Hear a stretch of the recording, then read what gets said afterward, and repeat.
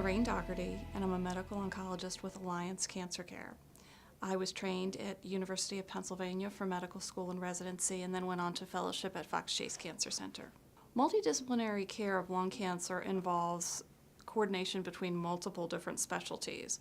It's medical specialties, including pulmonology, radiation oncology, thoracic surgery, and of course medical oncology, as well as specialized nurses.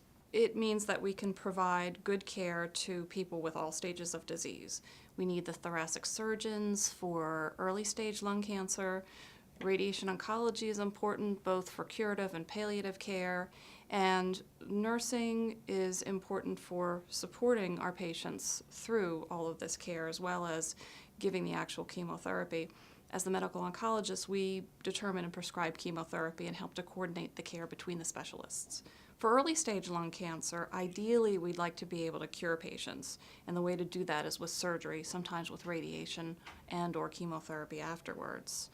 Some patients who are not operable at the time of diagnosis will need radiation with chemotherapy, and unfortunately, probably a majority of our patients have already had their cancer spread to distant locations at the time of diagnosis, and for those patients we use chemotherapy to try to extend life, improve quality of life, and sometimes they need some radiation as well to palliate symptoms in specific locations.